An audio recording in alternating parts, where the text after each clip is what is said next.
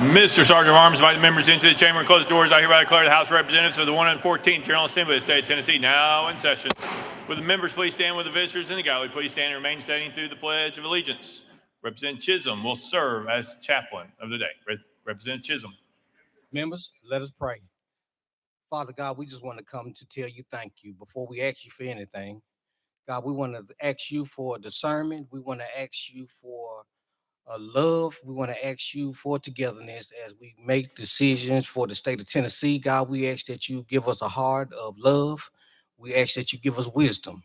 God, we ask that you put love into every decision that we make, and that we not only think about our districts, that we think about the whole state of Tennessee, God. God, we just want to ask that you continue to bless families throughout our state. God, we ask that you bless our state. And Father God, we want to be careful to give you the praise, the honor, and the glory. In your son Jesus' name, amen. Salute. Representative Chisholm, leaders and pledge allegiance. Pledge. I pledge allegiance to the flag of the United States of America and to the republic for which it stands, one nation, under God, indivisible, with liberty and justice for all. Ms. Clerk, please take the roll. Roll call.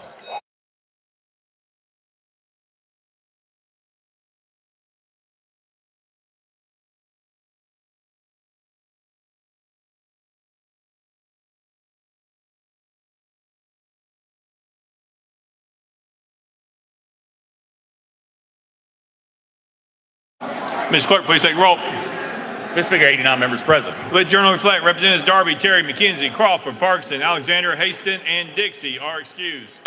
Next order, Ms. Clerk. Welcoming, honoring, and announcements. Welcome, honoring, announcements. Representative Freeman, you're recognized. Thank you, Mr. Speaker. I would like to wish my mother-in-law, Kathy Cook, a very happy birthday in Brownsville, Tennessee. And also, we have another birthday in the chamber today.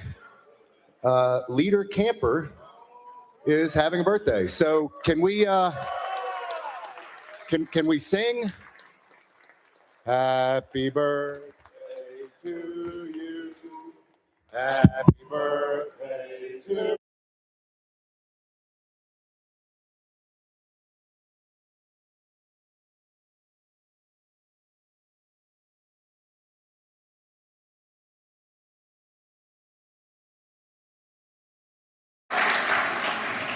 And many more. Representative Jones of Davison, you're recognized. Thank you, Mr. Speaker and colleagues. Yesterday, the Republican caucus chairman blocked a very simple resolution, a very routine resolution from the calendar honoring Renee Good, a mother and poet who was killed by ICE agents. And yet today on the calendar, we have a resolution where we're supposed to take seriously your resolution honoring Charlie Kirk, who was also killed. And to act like we are Christian when we desecrate the death of one, and then we're expected to praise the death of another and to honor that person. And I just think it's very shameful. Just a couple days ago, we had the representative from Wilson County say, let's pray for our ICE agents and the great work they're doing, terrorizing the American people, kidnapping folks from the street, killing folks in the street, some committing sexual assault against women in our community. And so I just want to say to that representative that I believe that those prayers went straight to God's spam folder. You got to stop playing with God. You got to stop bringing God into your mess and inciting him in oppression and in violence. We got to do better. And so I want to lift up the name of Renee Good and the... Representative Keisling, you're recognized. Thank you. Thank you, Mr. Speaker. And I'm joined today by my colleague, Representative Butler. We want to welcome to us, and we're going to ask them to stand to your right, members. Our Clay County EMS Director, Andy Hall, daughters Carly and Haven, and they're here to take a tour of the Capitol. Kelly and Ed's going to buy their lunch here after a while, and they're also going to stay this afternoon for a tour of our State Museum. Would you please join both Representative Butler and I in giving them a big old chamber warm welcome? Thank you. Representative Love.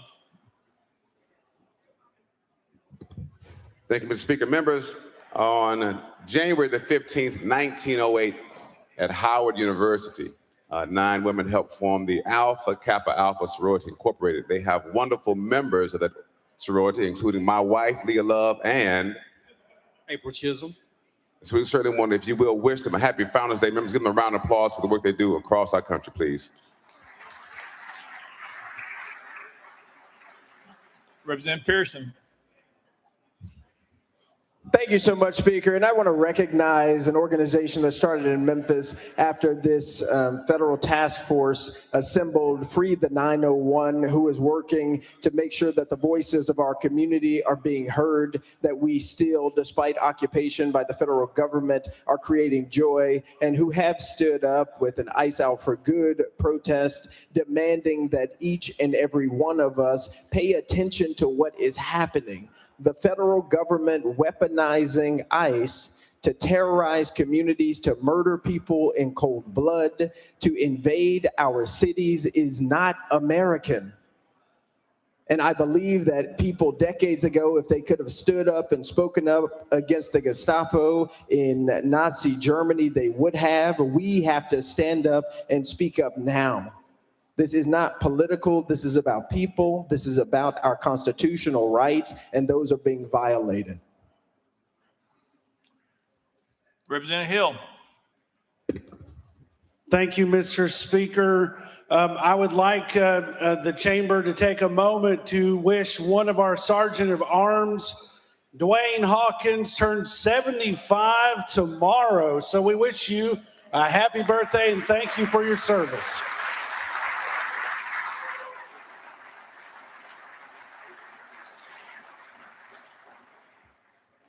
Representative Kumar.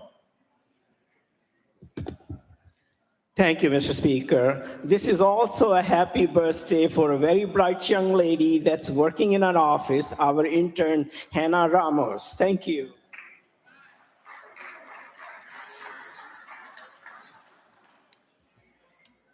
Welcoming, honoring announcements. Any further? Next order, Ms. Clark. Introduction to resolutions. Leader Lambert, you recognize. Thank you, Mr. Speaker. With all resolutions properly filed, be introduced pursuant to Rule Number 17 and placed on the consent calendar, referred to the appropriate standing committee. With objections, ordered. Next order, Ms. Clark. Senate Joint Resolutions congratulatory and memorializing. Leader Lambert, you recognize.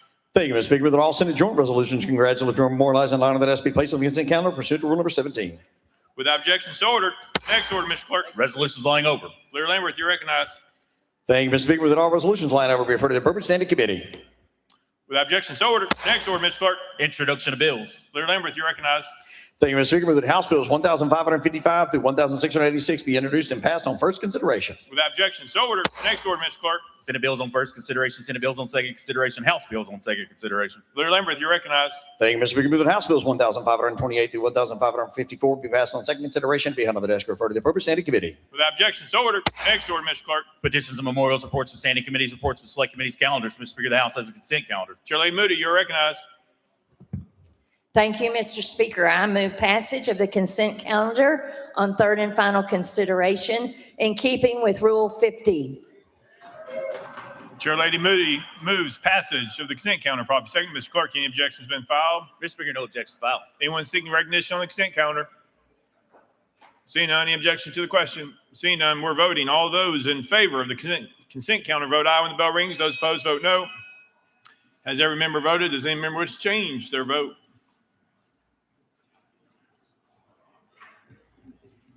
Mr. Clerk, please take the vote. Ayes 91, no nays. Having received constitutional majority, I declare consent calendar is passed without objection. The motion reconsider is tabled. Next order, Mr. Clerk. Mr. Speaker, the House has a regular calendar. Call first bill, Mr. Clerk. House Joint Resolution 711 with Chairman Faison and others, a resolution honoring the memory of Charlie Kirk. Chairman Faison, you recognize. Thank you, Mr. Speaker. I move adoption of House Joint Resolution 711. Chairman Faison moves adoption. Properly seconded. Mr. Clerk, any amendments been filed? Mr. Speaker, no amendments filed. Chairman Faison, you recognize. I renew my motion. Chairman Faison renews the motion. Discussion on bill. Leader Lambert, you recognize. Move previous question. Previous question been called. Is there objection? Objection. We're on the board. All those in favor of previous question vote aye when the bell rings. Those opposed vote no. Has every member voted? Does any member wish to change their vote?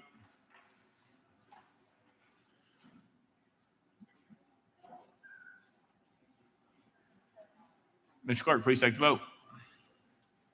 Ayes 70, 19 nays. Previous question prevails. We are voting. All those in favor of House Joint Resolution 711 vote aye when the bell rings. Those opposed vote no. Has every member voted? Does any member wish to change their vote?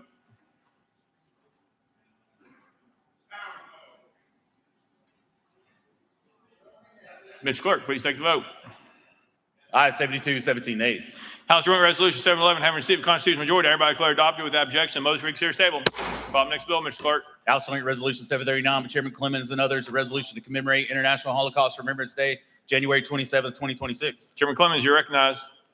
Thank you, Mr. Speaker. I move adoption of House Joint Resolution 739. Chairman Clemens moves adoption. Properly seconded. Mr. Clerk, any amendments been filed? Mr. Speaker, no amendments filed. Chairman Clemens, you're recognized.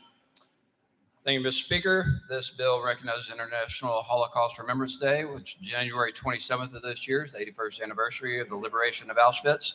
I renew my motion. Chairman Clemens renews his motion. Any discussion on the bill? Leader Lamberth, you're recognized. Move previous question. Previous question has been called. Any objection? Seeing none, we're voting. All those in favor, House Joint Resolution 739, vote aye when the bell rings. Those opposed, vote no. Has every member voted? Does any member wish to change their vote?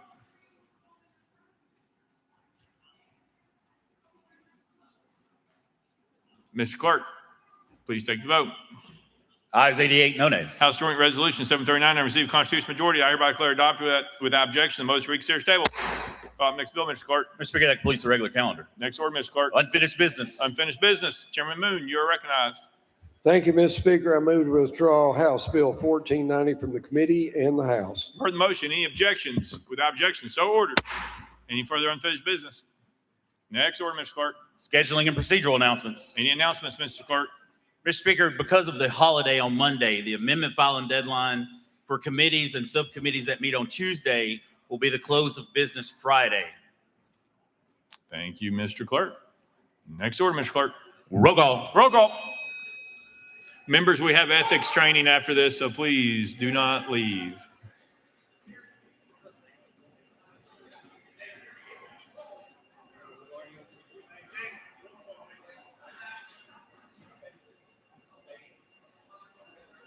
Mr. Clerk, please take the roll. Mr. Speaker, 91 members present. Next order, Mr. Clerk. All right, we'll hold right here.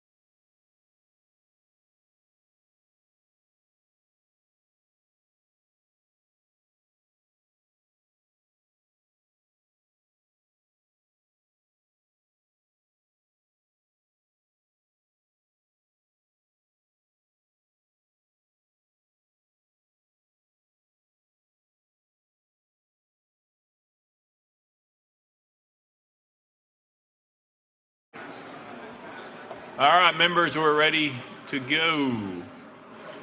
It took a little while in the Senate. They had a lot of questions. Mr. Young, you're recognized, sir.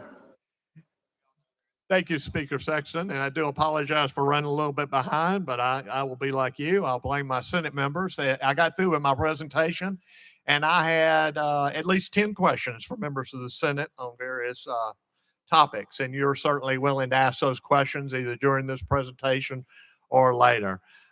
First, thank you, Speaker Sexton, for having me here. I also want to thank Doug Himes, your Chief Ethics Officer. I work closely with Doug and his counterpart, Russell Humphreys, over in the Senate. We couldn't do our work without them, and I want to thank them. And a point of personal privilege, I'm an attorney, as many of you know. By trade, I'm a member of the Nashville Bar Association, and I work in their mentor program. I had a lot of good mentors when I was a young attorney, and I decided to give some of that back. And my mentee is sitting up in the gallery, Emily Warwick, and I appreciate y'all giving her a warm welcome here. Thank you very much. It's important work. She's an attorney with Fisher Phillips here in town, and they keep her very, very busy from what I hear from Emily. But I'm glad to have her with me for this year, and glad that she could come over here and see how you guys conduct business as well as our state Senate. Also, a few staff changes on the Bureau of Ethics and Campaign Finance. As many of you know, Lauren Topping, our general counsel, has gone to greener pastures to make more money in private practice. Good for her. She was a great general counsel for 6 years, but we've got a replacement, Seth May. Seth is actually out in the lobby, but get to know Seth. He comes to us from the comptroller's office. He's doing a great job for us, and we're glad to have him. Many of you know Lance Frizzell, who's our assistant director, who's also out in the hall. Lance is the one that keeps me out of trouble. So if you can't get me, feel free to call Lance. Welcome back to all members. Happy 2026 and happy 2026 elections. I'm sure you're as excited about the 2026 elections as I am. I'm going to do it a little differently today. I've given you your source material, this PowerPoint, which is 97 pages long. As my former general counsel said, it seems to get longer every time that executive director looks at it. But it's long, it's detailed, it's got everything you need to know about the Bureau of Ethics and Campaign Finance in it. We also have the General Assembly Training Manual available on our website. That goes into a lot of the exceptions to the gift prohibition, gives you examples. It's good to look at that if you've got questions around the gift prohibition. And finally, you've got the Bureau of Ethics campaign website itself. It's got a lot of questions and answers to those questions on it. It's got your contribution limits on it. It's got the filing period on it. Just a lot of information there. Feel free to take advantage of it. The most important part of this PowerPoint is on pages 87 to 88. That's the website address you can click on. But more importantly, I've got all my staff listed there and all the direct numbers. So if you need them, call us. I tell you guys always to call us. If you've got any questions, don't hesitate. We have people that are dedicated to particular areas. For instance, Morgan Tigert on that list handles all the statements of interest. If you have a statement of interest question, call Morgan. She can resolve it quickly, probably quicker than Lance or I could resolve it. We also have someone dedicated to our political campaign committees, Jennifer Russell. So if you got a question on your leadership PAC or any PAC question, call Jennifer. She can help you out. She can even help you set one up if you need help on that. So take advantage of that. We do want to be out there for you to help you stay in compliance. I'm doing it a little different this year. As I told the state Senate, I'm hitting the highlights of campaign finance and ethics. I'm not going through the PowerPoint. And I saw Representative Garrett, someone out there. He is going to, if I get going too long, he's going to come up here and give me the high sign that I need to stop. So we'll hit some highlights and then we'll open it up for questions, and hopefully we'll be done here in a little bit. First, a reminder of who we are. The Bureau of Ethics and Campaign Finance, 12 members appointed, 1/3 by speakers, Speaker of the House, 1/3 by Speaker of the Senate, 1/3 by a governor. We are unique, though, in that half of the members are required by law to be from the minority party and half from the majority party. So we are evenly divided between Democrats and Republicans on the Bureau of Ethics and Campaign Finance. And many of you know the Bureau of Ethics and Campaign Finance, even though it's one big board, it really consists of two separate boards. The Registry Board, which deals with campaign finance, again, 6 members, half Democrats, half Republicans. And then the Ethics Commission, 6 members, half Democrats, half Republicans. And they work very well together. And I want to commend both of the speakers and the minority and majority leaders for helping me make sure that we have those members on there who are willing to give of their time. They're not paid anything other than expenses to do this. They always show up in person for these meetings. They take it seriously and they work well together. And a compliment to you guys, the speakers and minority majority leaders, I don't have any holdovers. When I mean holdovers, when that term is completed, the leadership works quickly to fill that position either by reappointment or appointment of another person. And I greatly appreciate that. Having holdovers on these 2 boards just does not look right. We had several when I came in. That was not appropriate, and I appreciate your attention to that matter. The statutes, we are scattered through 4 different code provisions, titles 2, 3, 4, and 8. Various places dealing with our work. We also have rules. Those rules were recently revised. They haven't been revised really since 2003. We brought them up to date to reflect several code changes that have happened since that time. And here I want to give a shout out to Secretary of State Hargett. We are administratively attached to the Secretary of State. Trey Hargett handles all of our administrative responsibilities from HR to budget, and he and his staff could not be any better to us. I just want to commend him and thank him publicly for all he and his staff do for us. We couldn't do the work we do without them. And thank you, Secretary Hargett. As I said, I'm going to go through and hit some highlights, and it's good. Representative Garrett is keeping me to task for the first one. Concerns a bill he introduced last year. There were several changes that were made that reflect in page 18 of that PowerPoint that's been handed out to you. But one of the changes headed up by Representative Garrett over here in the House related to door knocking campaigns. Passed a statute last year signed by the governor that any activity related to a door knocking campaign by a political campaign committee or any other entity or individual, and you're collaborating with the candidate, that's no longer considered a reportable contribution to the candidate. So if you are a candidate and a PAC or any other entity or individuals helping you with a door knocking campaign, that's not considered a contribution. That impacts contribution limits. Obviously, that's not considered in calculating contribution limits. So be aware of that. And it's limited to a door knocking campaign. Doesn't mean a social media campaign. It means a door knocking campaign. And any data that's collected, any canvassers that you pay, all of that's no longer considered contribution. But for a political campaign committee that's registered with our office, it is considered an expenditure. And that has to be reported by the political campaign committee. And that makes sense. We're all about transparency. We want to make sure somewhere that information on what's being spent is available to the public and to the press.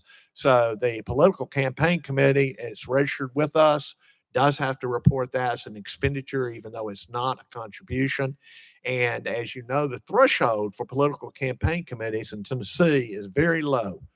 If you're a corporation or a group of persons and you spend more than $1,000 in aggregate to support or oppose a candidate or a referendum in a year, you're required to register with us as a political campaign committee. We've got over 700 of them currently registered. All their information is on our website. It's easily searchable, so it's there.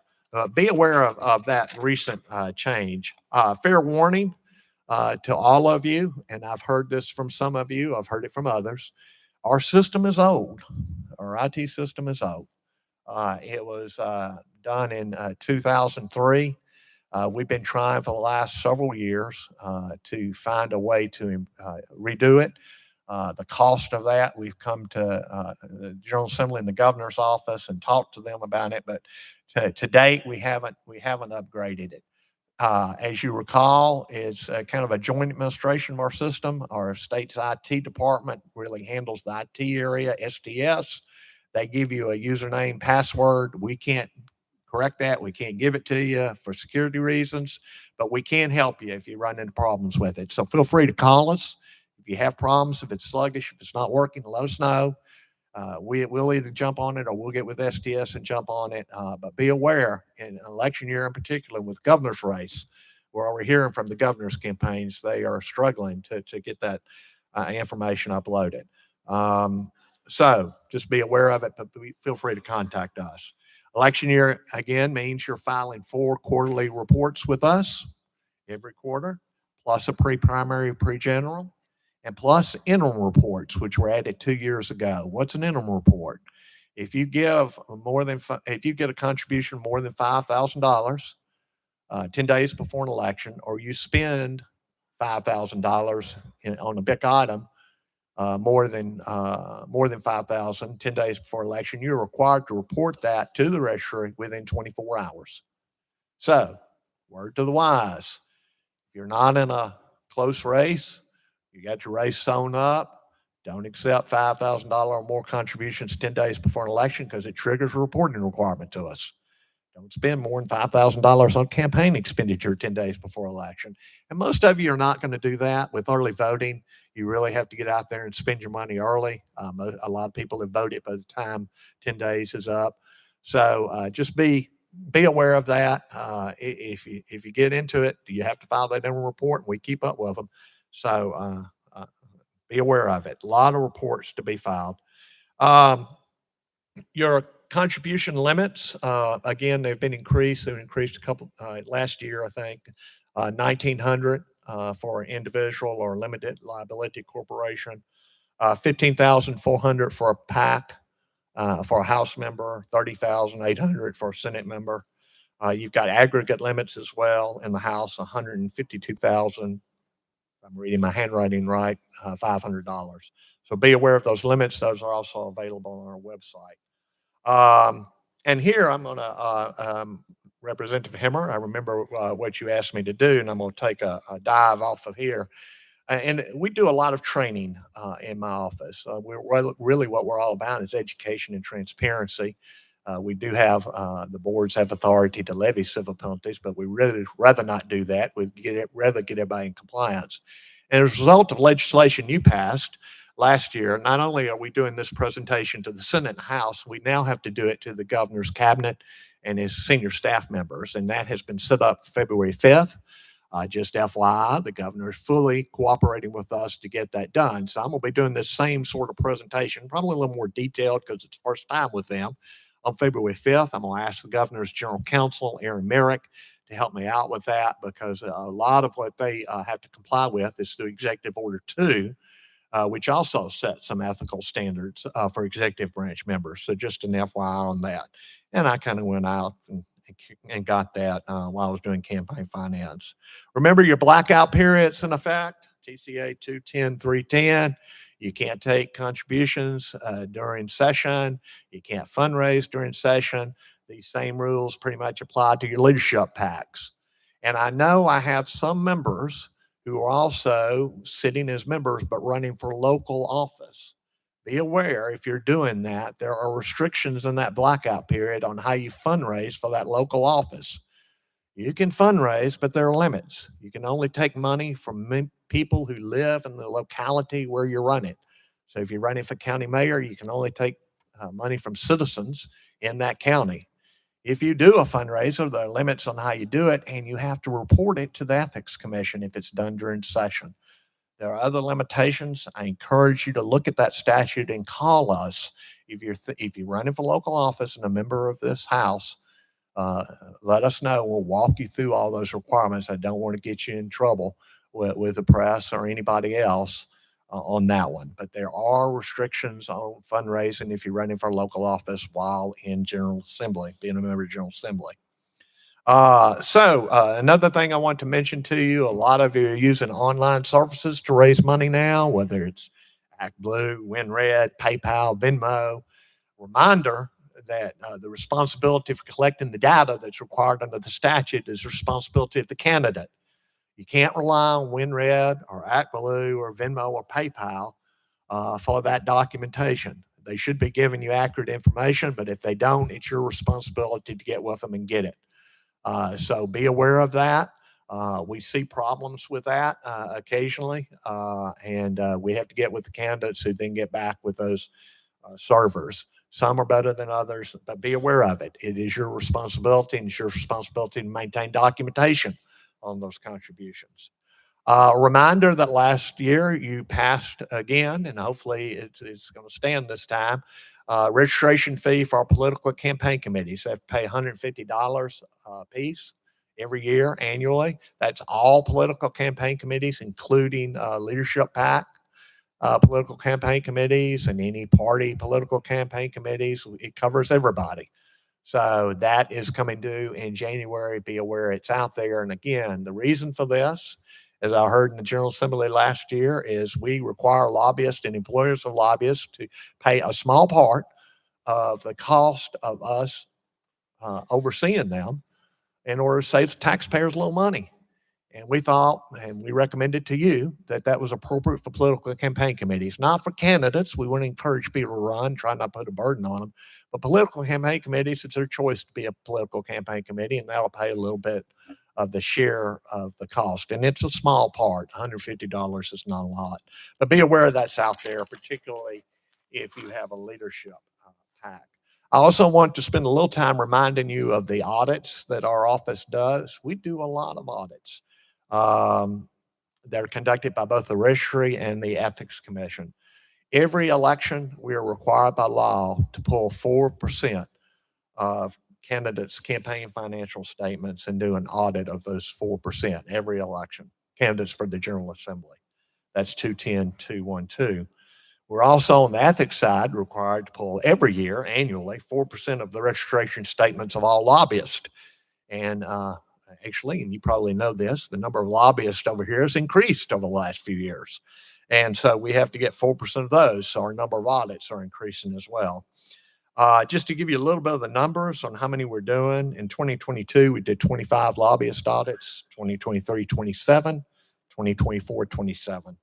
On the registry side, on campaign finance statements, and these include contribution audits, we did 23 in 2021, 23 in 2022, and 30 in 2023. Guys, I had, ladies and gentlemen, I have one auditor that does all this work, one. He's good. He's very good. In addition to this work, he reviews all those campaign finance statements that are filed. You hear from him sometimes. If he sees something that's clearly in error, he'll call and try to get you corrected and keep everybody out of trouble, make sure it's right for people to see when it's on our website. But it's a lot of work. And we're seeing more and more work as the number of audits go up, as the number of lobbyists increased, as we see more and more candidates running for election. So just a reminder, if you get lucky enough to win the lottery and be one of those audited, we will work with you on your schedule to make sure you get the documents in. We work with the lobbyists. We try not to bother them during session. We know they're very busy during session. We try to get their audits done after session. Ethics, we're moving on to ethics quickly. And there is on our website, we're required to do this pursuant to TCA 36106, something called Guiding Principles of Ethical Conduct for Public Officials. You require us to do this. It's on our website, and I thought it would be appropriate to remind each chamber of some of these guiding principles. Why do we have an ethics commission? According to this statement, the Ethics Commission was established to secure and enhance the integrity of the processes of government and to sustain the public's confidence in government by increasing the integrity and transparency of state and local government. All citizens of the state of Tennessee have the right to expect the government will be administered and managed with the highest degree of professionalism, void of undue influence by any individual or group. It is thus the obligation of every public official to conduct himself or herself in a manner that will not violate the public trust. Independence of judgment. Public officials should be independent and impartial and should avoid conflicts of interest and the appearance of conflicts of interest when performing their duties. It goes on to say under on page 3, talking about the integrity of the processes of government. Integrity and reputation of the government and its processes should at all times be maintained. Government employment is a privilege rather than a right. It is based upon the trust and confidence placed in the state by the public, by the citizens of the state. All public officials should act in a manner consistent with that public trust. And these guiding principles are the reason why you have enacted the statutes you have around gift prohibitions and around filing statements of interest with the Ethics Commission to identify any potential conflicts of interest you may have as elected officials when matters come before you. So it was these principles that guided the adoption of those statutes. And I just thought it was a good time to remind you guys of those principles. And that's the why we have these statutes. And to me as a lawyer, it's always important to understand the why, to understand the statute itself. A couple of these I'm going to highlight. The honorarium statute, I get a lot of questions on during the year. It's in a little different place of the code. It's under Title II, 210.116. You are prohibited as a public official from accepting an honorarium when you're asked by a group or other individuals to speak before them on public matters. So you can't accept cash or cash equivalent. Now you can accept a token of appreciation, a little statue or a little frame thing, as long as it's not framed of some expensive portrait, but you can't take cash or cash equivalent. Now, remember that's in your public capacity. If you're asked to speak in a capacity not in your public capacity, and I'll use Representative Farmer for this one. Representative Farmer is an attorney by trade. He's a very good attorney. He knows a lot about a lot of legal matters, perhaps estates and wills. And if someone group wants to pay Representative Farmer to come talk about that, that's entirely appropriate. He's not talking about what he's doing up here. He's talking about his livelihood. His attorney. I see Representative Farmer smiling out there. You're a good attorney. I see those billboards you put out. Come on. But if he's allowed to, he can talk on that. You can talk on your livelihood if you're asked in that capacity to go forward. So again, if you have any questions regarding that, and I see Representative Bolso's out there too, also a very good attorney. Representative Garrett's out there. I'll get all the attorneys before I'm through. If they're paid to speak on legal matters, has nothing to do with what they're doing up here, that's appropriate for them to be paid for that. So just be aware of the distinction. Remember that gifts are prohibited, and it's gifts from lobbyists or employees of lobbyists. It has to be from one of those two in order for it to be a prohibited gift. We sometimes get people confused by that, think it implies across the board to everyone and everything. It doesn't. It's just a lobbyist or employers of lobbyists. There may be other statutes that restrict gift taking, but on ours, it's related to lobbyists and employers of lobbyists. So if it's not one of those two, it doesn't fall under the gift prohibition. Remember, the gift prohibition is both direct and indirect gifts. The Ethics Commission addressed this in an opinion last year. There was a question of whether an affiliate of an employee of a lobbyist could give a gift to a government official. In this case, it was the governor. And the Ethics Commission found that that was an indirect gift. So I used to work at Blue Cross Blue Shield of Tennessee. We had a number of affiliated corporations under the corporate umbrella. So if one of those is an employee of a lobbyist, then the gift prohibition is going to apply to all of them. None of them can give gifts unless there's an exception out there under the statute. So be aware of that.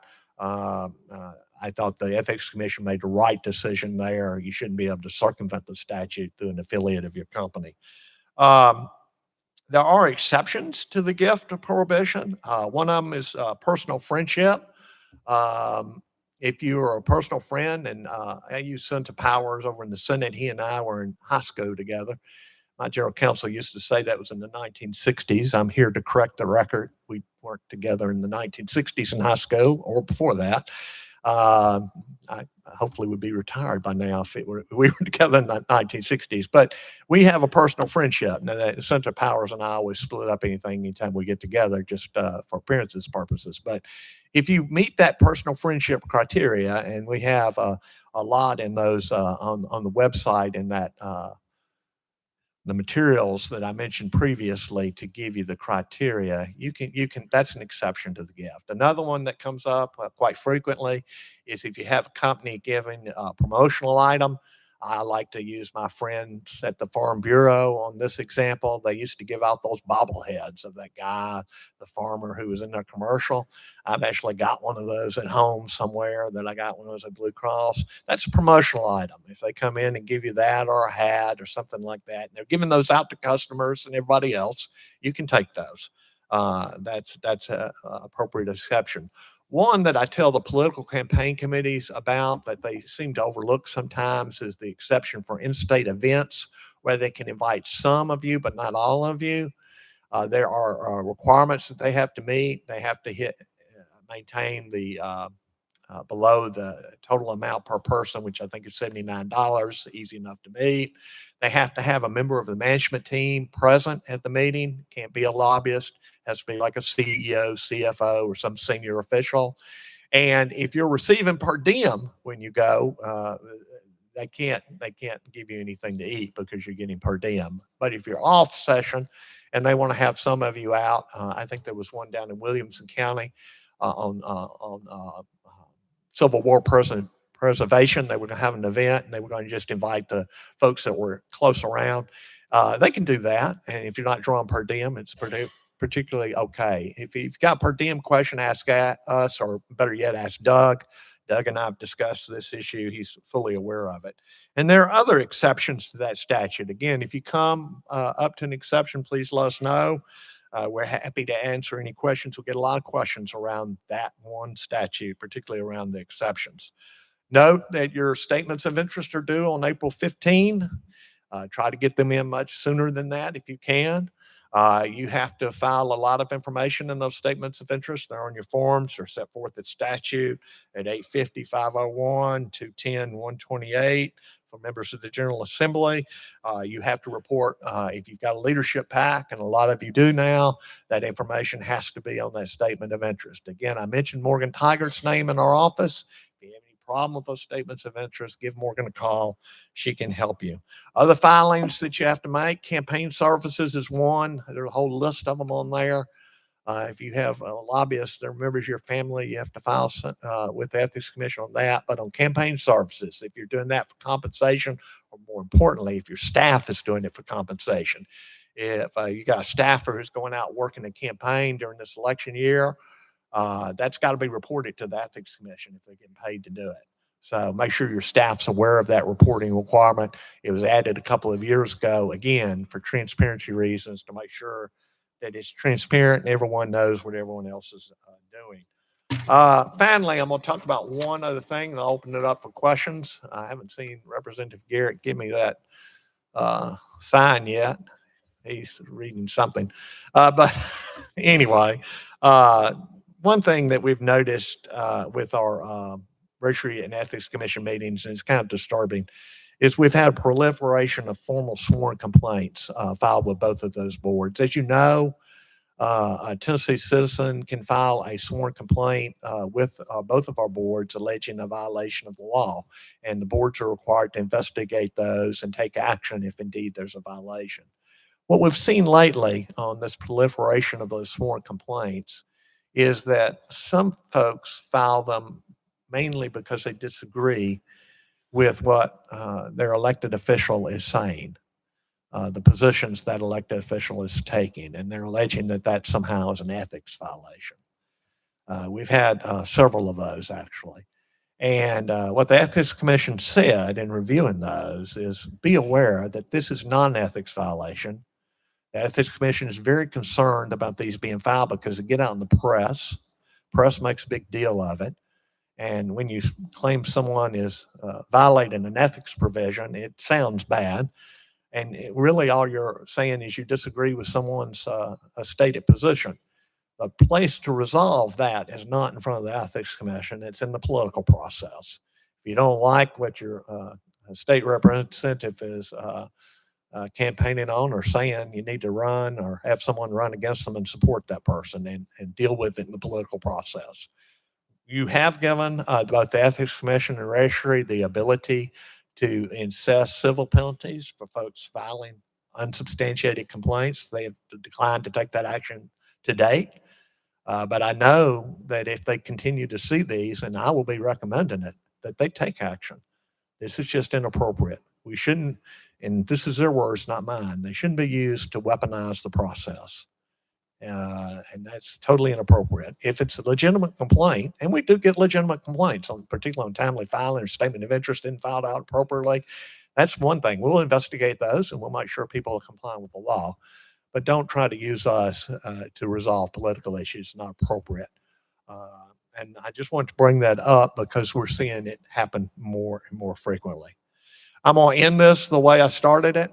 We are here to help you guys. We're here to help you stay in compliance, you and other candidates. So please, and I tell folks this when I go out and do this speech to all sorts of groups, call us. We'll come out and talk to you.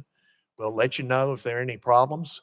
See Representative Rudd with a question, but we're here to help. And Representative Rudd, what do you have? I guess you can hear. Okay.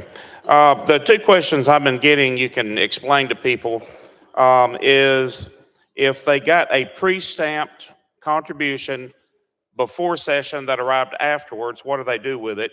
And also, when we load our contributions that we got in our office before session on the day of session, when we load them, we'll get contacted by your office and have to tell them we have it dated. So just tell us how to handle those two things. Good questions. We got those from the Senate as well. First, on the date that a contribution is received, you can either use the day the check received or the postmark. That's when it's received. That's the day you should be reporting. And we encourage you to use that date. We don't want to use the day deposit because you will deposit in those checks if they're very close to session afterwards. And you can do that for a little while. We allow that. But report the day it's received. And I've talked to Jay about checks that are received on the date that were gavelled in. We are assuming that these were sent, unless someone tells us otherwise, they're sent before gavelled in.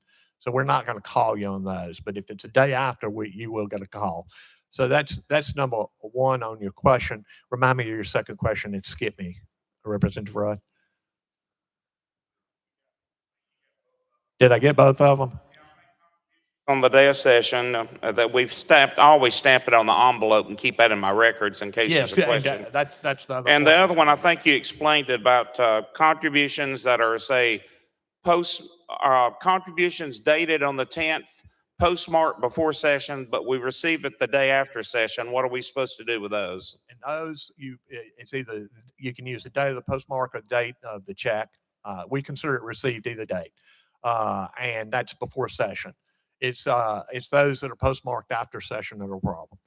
But if you have any specific questions, do give us a call on those. We get a lot of questions around that because for whatever reason, lobbyists like to give checks, PACs like to cut checks right as session is beginning. We encourage them actually to do it sooner.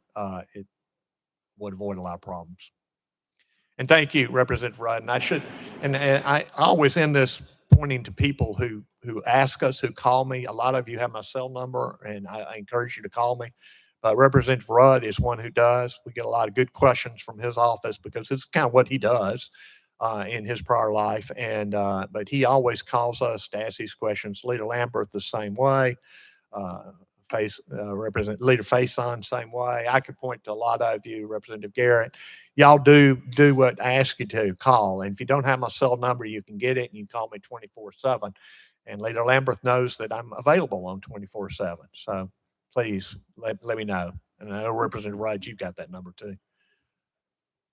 Anything else? Happy New Year. All right. Thank you, sir.